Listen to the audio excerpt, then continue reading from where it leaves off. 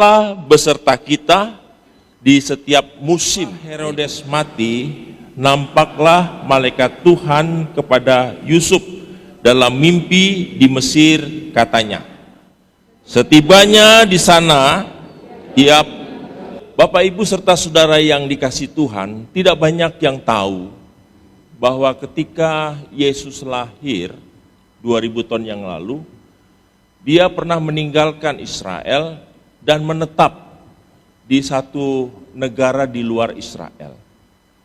Dan pada pagi hari ini saya senang sekali dalam pemaparan persiapan kita di masa Advent yang kedua, bagaimana keluarga kudus, ya kalau saya bilang keluarga kudus itu berarti Yusuf, Maria, dan bayi. Nah, pertanyaannya bagi kita, kenapa Yesus menyingkir ke Mesir? Apa nggak ada tempat yang lain yang lebih baik daripada Mesir? Misalnya ke Jordania, atau ke Suriah, atau negara yang lain. Tetapi Mesir. Nah ini sangat penting Bapak Ibu yang dikasih Tuhan. Kenapa? Karena kita seringkali memahami kehendak Tuhan dan pimpinan Tuhan yang positif. Artinya yang positif, kita mau pimpinan Tuhan itu membawa kita ke hal-hal yang enak. Misalnya kita ditempatkan di satu pekerjaan yang ya katanya basah, ya ada istilah basah, ada istilah kering, ada istilah becek. Atau kita dibawa ke satu tempat yang lebih baik dari sebelumnya. Kita umumnya paradigma kita melihat pimpinan Tuhan itu selalu dalam arah yang positif. Jarang sekali kita melihat bahwa pimpinan Tuhan membawa kita kepada hal-hal yang sulit, yang negatif. Padahal pimpinan Tuhan itu tidak hanya selalu positif, tetapi negatif. Kadang-kadang Tuhan izinkan saudara mengalami sesuatu dalam hidup saudara, sampai pada akhirnya ujung-ujungnya saudara tahu, oh ternyata Tuhan baik.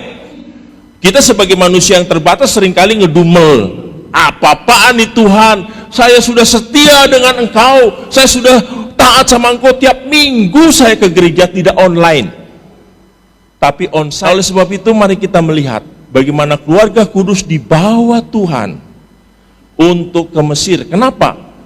Karena ada ancaman.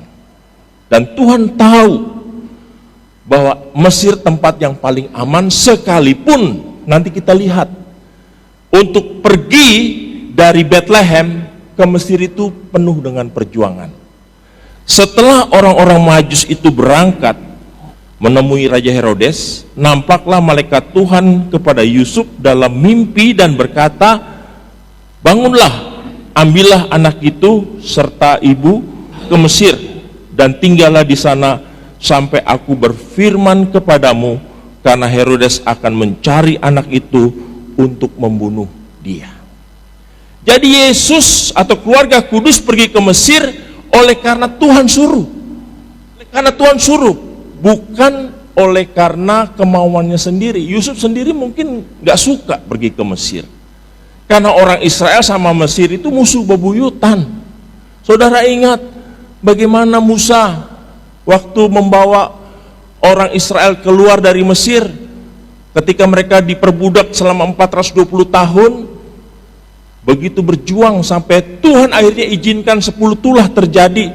Jadi Yusuf dalam hati kecilnya, kenapa harus ke Mesir? Tapi ini perintah Tuhan.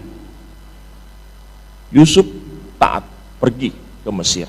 Saudara lihat, kenapa Yusuf pergi ke Mesir? Oleh karena Herodes sebagai pemimpin atau raja di wilayah Mediterania itu tidak suka ketika orang Majus datang, berjumpa dengan dia, menanyakan, ada bayi yang baru lahir, yang kelak akan menjadi raja. Wah, kalau saudara baca tentang kisah Herodes, dia seorang raja yang paranoid. Artinya paranoid, terlampau berlebihan rasa takutnya. Sampai saudara-saudaranya saja dibantai semua, supaya tidak merebut tahta kekuasaannya. Apalagi dia mendengar dari orang Majus yang dari timur datang, ya, dari Irak datang, ya, dalam menjumpai, melihat bintang timur ya bintang timur itu, lalu dia berjumpa dengan Herodes, bertanya, apakah ada anak yang baru lahir? Itu perjalanan menempuh perjalanan yang cukup lama.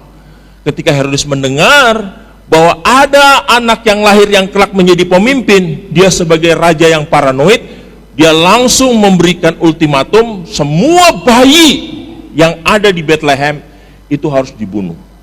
Saudara perhatikan, jarak antara Yerusalem dan Bethlehem itu tidak jauh. Kalau kita naik kendaraan mungkin sekitar setengah jam begitu, sudah sampai di sana. Jadi benar-benar ini ancaman. Waktu malaikat datang kepada Yusuf supaya pergi ke Mesir, wah, tentunya Yusuf bergejolak. Karena ini bukan pimpinan yang positif, pimpinan yang negatif. Dia tahu Mesir itu musuhnya, Mesir itu jauh, dan itu menempuhkan perjalanan ke Mesir. Tour guide dari Mesir, Saudara Nabil menjelaskan rute di mana keluarga kudus atau Yusuf, Maria, dan Yesus mulai melakukan perjalanan dari Bethlehem sampai dengan ke Mesir, di mana Yesus tinggal selama 3 tahun di sana.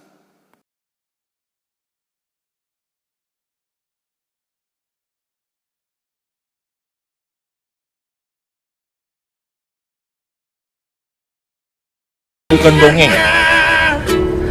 Nah, ini saya dengan Yudika waktu itu satu grup pas musim panas. Saya ingin menunjukkan saudara bagaimana kalau kita pergi ke sana di musim panas, luar biasa. Ini karena kita bosan, karena perjalanan dari Kairo untuk ke Israel itu menempuh naik bus 14 jam.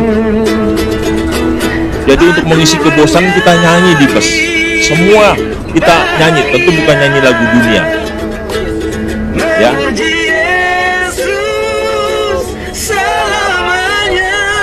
Untuk mengisi kebosanan, sepadang kanan kiri itu padang gurun, panas sekali saudara. Ya, panas sekali.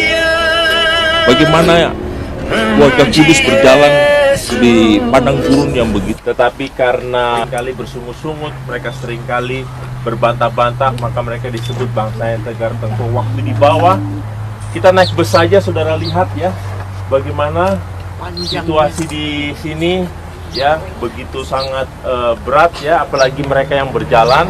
Nah, waktu mereka berjalan, mereka bersungut-sungut, mereka seringkali membandingkan kondisi mereka di Israel, walaupun mereka juga dalam kondisi Yesus. Kita selalu berdoa sebelum meninggalkan tempat itu. Dengan doaku, janganlah Tuhan lalui, berilah berkat. Nah, ini sumur Meriba, di mana Musa marah kepada Israel oleh karena Israel minta air dan tidak sabar.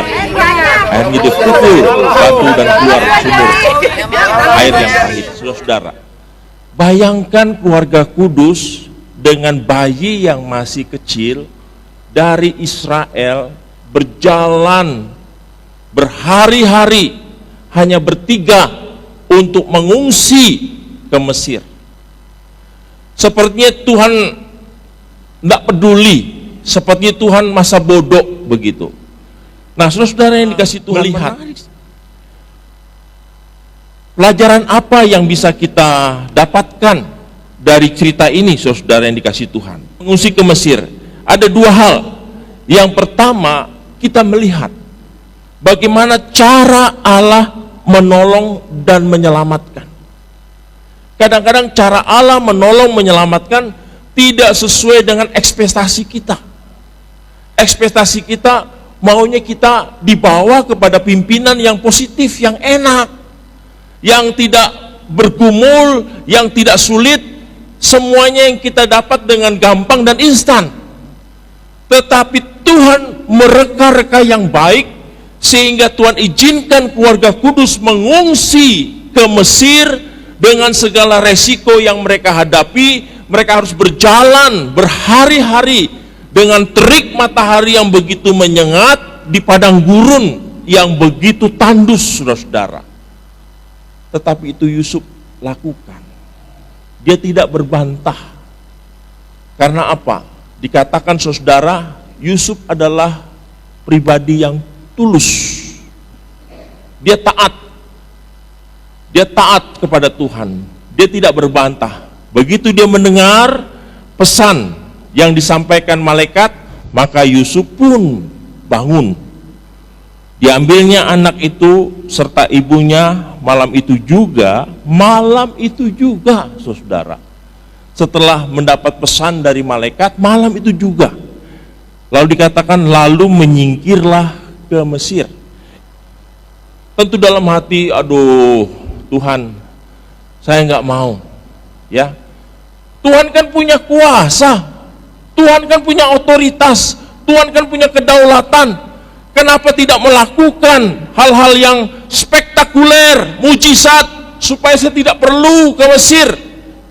Kita sebagai manusia yang terbatas kadang-kadang seperti itu kan, pengen cepat-cepat Tuhan selesaikan masalah dengan mujizatnya. Tapi Tuhan punya cara menyelamatkan yang baik yang kadang-kadang beda dengan kita. Begitu pula dengan keluarga kudus. Dia harus pergi malam itu juga. Dan dikatakan ayat 15, dan tinggal hingga Herodes mati.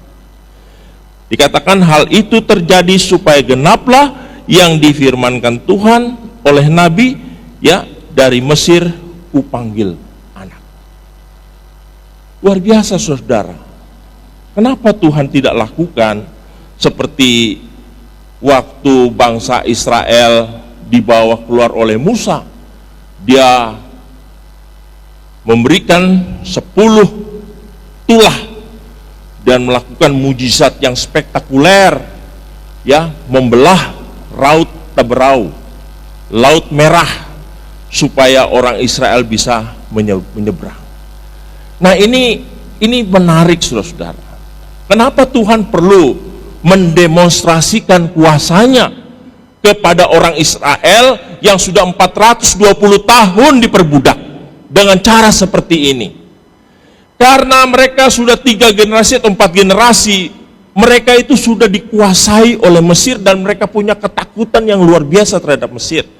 Kalau andai kata mereka sudah sampai di negeri Kanaan yang dijanjikan Tuhan, mental mereka masih belum beres, saudara.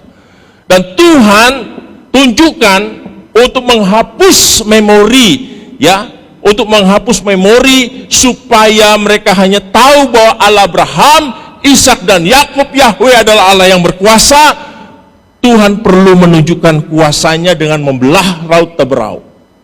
Akhirnya orang Israel berjalan, lalu mereka sampai dan selamat, dan mereka menyaksikan dengan mata kepala sendiri, ya, bahwa tentara Firaun yang mencoba menyeberang menyusul mereka langsung ditenggelamkan.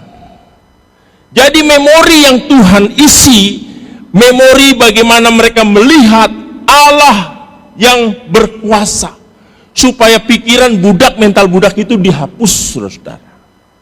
Itu tujuan Tuhan. Nah, hal yang sama, apakah Tuhan tidak lakukan untuk warga kudus? Nggak usah begitulah, saya sama istri saya, misalnya dari gereja, pulang ke tempat kami tinggal di Orchid, suruh jalan saja, mungkin saya mikir 2 kali, ya. Itu baru jalan mungkin 1 jam. Ini berhari-hari dengan panas yang begitu menyengat harus dilakukan. Kenapa tidak seperti Musa membelah Laut Teberau? Tuhan bisa, ya. Herodes, Tuhan kasih mujizat. Atau juga seperti Elia, Tuhan kirimkanlah api dari langit supaya dewa-dewa nabi-nabi Baal yang bertempur dengan Elia ini itu mereka melihat kuasa Tuhan. Dan benar Tuhan kasih api dari langit sehingga korban bakaran disambar seketika, wes. Pada akhirnya mujizat Tuhan dinyatakan. Kenapa tidak seperti itu? Kenapa tidak seperti Elia seperti itu, saudara. Maaf, saya minum.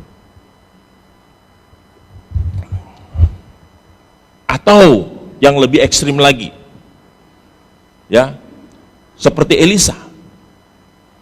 Ketika di 2 Raja-Raja 6 ayat 18 katakan, apabila tentara Syria yang menyerang mereka, Elisa berdoa, ya Tuhan, butakanlah mata semua orang ini. Tuhan mengabulkan doanya dan membutakan mata mereka. Yusuf bisa nggak berdoa, Tuhan, daripada saya ke Mesir, butakan saja mata Herodes, supaya Herodes tidak cari-cari bayi Yesus. Bisa nggak? Bisa, saudara. Tapi itulah Tuhan, misteri Tuhan. Kadang-kadang kita tidak tahu, saudara, apa yang Tuhan perbuat dalam hidup kita. Kadang-kadang kita jengkel, kadang-kadang kita marah, kadang-kadang kita tidak puas, dan pada akhirnya kita meninggalkan Tuhan. Tuhan kadang-kadang izinkan kita mengalami pengalaman yang pahit, mengalami pengalaman yang negatif, pengalaman-pengalaman yang tidak sedap, yang tidak nyaman, supaya kita ke depan akan memiliki keyakinan iman yang tangguh, saudara-saudara. Ada amin? Cuma kita kadang-kadang seperti Paulus bilang, kita mau makanan yang apa? Yang ringan-ringan, ya, susu. Kita mau makan-makan yang ringan. Khotbah juga dikasih khotbah yang ringan-ringan, yang ketawa-tawa, ya. Kalau mau ketawa panggil saja Mongol, pasti saudara ketawa, ya, dari awal sampai akhir. Khotbah juga gitu, aduh susah Pak, nggak usah pengajaran, yang praktis-praktis saja. Saya katakan, saudara dikasih Tuhan, firman Tuhan ini sangat-sangat kaya sekali. Kalau kita belajar sungguh-sungguh, merenungkannya sungguh-sungguh, menggali sungguh-sungguh, saudara akan menikmati berkat-berkat Tuhan yang luar biasa. Amin. Cuma sekarang kita nih senang yang praktis, yang instan. Mie instan, susu instan, semuanya serba instan, serba gampang. Tuhan tidak seperti itu cara kerjanya, saudara. Untuk kita menjadi anak Tuhan yang tangguh, ada proses di dalamnya, ada didikan di dalamnya, ada hal-hal yang luar biasa yang Tuhan izinkan. Saudara-saudara, kalau Billy Graham pernah bilang begini, kalau kita punya besi 1 kilo, kalau kita bawa ke tukang loak, tahu loak ya, yang pemulung itu dihargai paling 3.000 1 kilo. Makanya pintu besi sampah kita hilang, saudara, dikiloin itu. Dikiloin itu, ya. Kalau kita jual mentah saja itu 3.000 sekilo. Tapi kalau besi itu dihancurkan, dibakar, dibentuk jadi peniti, 1 kilo itu dijual berapa jadi peniti? Lebih mahal kan? Lebih mahal tidak? Lebih mahal. Tetapi kalau dihancurkan lagi, dibentuk dan dijadikan per jam Rolex, lebih mahal lagi tidak? Saudara mau pilih yang mana? Yang mau jam Rolex, mau yang jadi peniti, atau jadi besi tua? Yang mana? Rolex dong, ya. Siapa yang tidak suka Rolex? Orang begini, wih jamnya Rolex keren ya. Atau cuma peniti? Tuhan seperti itu. Kalau kita mau menjadi anak-anak yang mahal luar biasa, izinkanlah Tuhan membentuk kita sesuka Tuhan, supaya kita tangguh, supaya kita hebat. Jangan baru diomongin sedikit, ya, digosipin sedikit sudah kabur. Oh, nggak mau lagi, mengundurkan diri dari jemaat GSJ Tesalonika. Baru ribut sedikit, kabur. Akhirnya apa? Pergi jadi gereja GSJJ, gereja jalan-jalan, saudara. Itu proses Tuhan indah. Jadi panitia ribut, kecewa, gak mau lagi jadi panitia. Kita bukan anak-anak gampangan. Yesus pun Tuhan izinkan waktu masih kecil, pergi ke Mesir, saudara lihat sendiri tadi, ya, alamnya begitu sangat sulit. Seorang yang sangat terkenal, Matthew Henry, mengatakan begini, saudara, ya, Matthew Henry. Waduh, maaf, kecil, saya bacakan saja, ya. Saya bacakan begini, Matthew Henry katakan. Bagus sekali kalimatnya, cuma saya katakan begini, ya. Matthew Henry katakan, bila anak itu memang anak Allah seperti yang disampaikan kepada kita, apakah tidak ada jalan lain lagi untuk menyelamatkan diri, ya, dirinya dari manusia yang hanya cacing, dikatakan. Herodes dibilang cacing, saudara. Ya, lalu dikatakan begini, selain melarikan diri dengan cara yang buruk dan hina seperti ini, memukul mati Herodes, atau dikatakan mencelakakannya sehingga tidak perlu bersusah payah untuk menyingkir ke Mesir. Dikatakan pikiran-pikiran ini mungkin ada di dalam benak Yusuf dan Maria, atau juga ada di dalam pikiran kita. Tetapi faktanya Allah tidak menyelamatkan bayi Yesus dengan cara yang ajaib dan spektakuler. Saudara sakit lama, tidak sembuh-sembuh, sudah didoakan oleh hamba Tuhan, kok belum sembuh-sembuh? Jangan menyerah. Tetap setia kepada Tuhan, karena Tuhan punya rancangan yang terbaik dan indah atas apa yang kita alami. Kita ingat Roma 8 ayat 28, bahwa Allah turut bekerja dalam mendatangkan kebaikan bagi setiap orang yang mengasihi Tuhan dan terpanggil dalam rencana Tuhan. Amin. Ketika bisnis kita mengalami pasang surut, sepertinya susah, kok lebih mudah orang yang tidak dalam Tuhan, karena main sogok sana, main sogok sini, sehingga semuanya lancar, cuan lancar, cien lancar, ya. Ada apa nih Tuhan? Apa yang salah ini? Jangan ikut cara-cara dunia, tetap ikut cara Allah, saudara. Karena kalau kita menggunakan cara Allah, itu ujung-ujungnya akan indah, akan manis, saudara-saudara. Amin. Tapi kalau pakai cara-cara dunia, saya pernah, saudara-saudara, sebagai salah satu hamba Tuhan, setiap bulan berdoa mengunjungi seorang ibu, dan kami berdoa tidak sembuh-sembuh. Akhirnya dia putus asa, dia pergi ke paranormal. Katanya orang pintar. Iya, memang betul dia orang pintar. Dia yang jadi pintar, kita yang jadi bodoh. Ya. Oleh sebab itu jangan kita pergi ke orang pintar atau orang paranormal lah. Jangan. Tetap setia kepada Tuhan. Itu yang dialami oleh Yusuf. Dia bergejolak, saudara. Dia bergejolak. Tetapi kita tahu bahwa Tuhan punya maksud. Karena ketika Yesus melayani, dia sudah ditempa, saudara. Waktu dia masih kecil, dia mengalami pergumulan yang luar biasa. Ketika dia masuk dalam pelayanan yang singkat, 3,5 tahun, banyak orang menolak dia, banyak orang membenci dia. Dia tenang saja karena mentalnya sudah mental pemenang. Tetapi kalau dia waktu kecil sering dapat kemudahan, sering dapat hal-hal yang gampang, ketika dia harus menghadapi kehidupan nyata, dia tidak akan tangguh dan handal. Sebelum yang kedua, dikatakan demikian. Ya. Allah memang menolong, menyelamatkan dengan cara adrikodrati atau bersifat mujizat.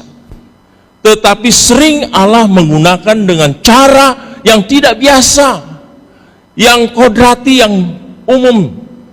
Ya, saudara harus pergi ke dokter, saudara harus pergi ke rumah sakit, saudara harus menggunakan BPJS. Sekarang Tuhan izinkan itu. Ya, jadi jangan anti untuk berobat, tapi jangan juga kita terlalu percaya sekali, tetapi kita benar-benar secara profesional, ya.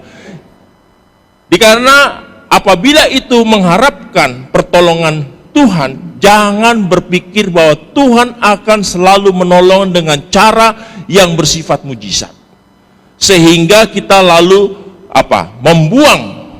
mengabaikan cara-cara yang biasa, yang mana Tuhan bisa gunakan di dalam kehidupan kita. Ya, seimbang, saudara. Tuhan ajar kita supaya dalam kehidupan ini melihat, jangan menggunakan kacamata kuda. Kacamata kuda, kenapa kuda ditutup? Saya tanya sama kusir, Pak, kenapa kuda kok ditutup matanya, nggak dibuka? Iya, kalau dibuka, kalau ada mobil di sebelah lewat, dia kaget, ya. Atau juga mungkin kalau kudanya laki-laki ngeliat kuda perempuan langsung belok begitu. Jadi dibuat kacamata kuda lurus. Kita sebagai orang Kristen jangan menggunakan kacamata kuda melihat Tuhan. Ya, harus pakai kacamata Ray-Ban. Yang mahalan begitu, ya, tapi lihat enak begitu. Jadi saudara, itu pelajaran yang pertama yang kita ambil dari kisah keluarga kudus. Yang kedua, ya, karena kita akan perjamuan, gak usah lama-lama. Yang kedua, yaitu apa yang dialami oleh keluarga kudus itu merupakan penggenapan dari nubuatan. Bagaimana mungkin Alkitab yang ditulis, ya, selama 1400 tahun dengan berbagai macam latar belakang profesi si penulis Alkitab bisa sinkron, bisa saling mendukung satu dengan yang lain, tidak ada yang kontradiksi, tidak ada yang membantah begini, tidak, tapi semuanya mendukung, termasuk nubuatan Tuhan Yesus. Ada 47, ya, ada 47. Nah, yang ditulis oleh Matius 2 ayat 15, hal itu terjadi supaya genaplah yang difirmankan Tuhan, ya, bahwa dari Mesir kupanggil anakku. Itu nubuatan Hosea. Hosea 11 ayat 1. Ada 47 nubuatan tentang Kristus dan semuanya digenapi, saudara. Betapa Tuhan kita adalah Allah yang berotoritas, Allah yang berkuasa, Allah yang memiliki kehidupan ini. Sehingga kalau dia mau butakan Herodes gampang. Ini aja nubuatan Yesaya, Nabi Mika yang hidup ribuan tahun atau ratusan tahun aja bisa klop. Karena ada Tuhan yang menggerakkan para penulis Alkitab untuk menubuatkan tentang kedatangan Yesus, dan itu tepat dan akurat. Tidak ada yang saling membantah, semuanya itu benar. Makanya kalau cerita-cerita Natal, ya, suka dibacakan nubuatan Yesus. Padahal itu yang dibaca itu 700 tahun sebelum Yesus lahir. Tepat, saudara, apa yang digambarkan. Contoh, Yesaya 9 ayat 5. Bahwa apa dikatakan? Bahwa Yesus itu adalah telah lahir seorang bayi di gagah perkasa, Allah yang ajaib, perkasa, penasihat ajaib. Betul, persis seperti itu gambarannya. Jadi kita jangan ragu, jangan bimbang. Di masa raya Natal ini, saudara-saudara yang dikasih Tuhan, kita harus antusias oleh karena saudara sudah memiliki Tuhan yang kita kenal di dalam dan melalui Yesus Kristus yang kita sembah, yang kita rayakan. Saudara tidak salah, dan saya garansi, saya jamin bahwa ketika saudara setia sampai mati, saudara akan bersama-sama dengan umat salehnya ada di surga. Luar biasa, saudara. Oleh sebab itu, saudara yang dikasih Tuhan, kita ingin supaya di dalam kehidupan kita, ya, kita melihat dua hal saja. Yang pertama, yaitu bahwa cara Allah menolong, ya, menyelamatkan, kadang tidak sesuai dengan harapan kita. Tetapi yang jelas bahwa Tuhan tahu yang terbaik untuk hidup kita. Tuhan hanya minta supaya kita setia kepada Dia.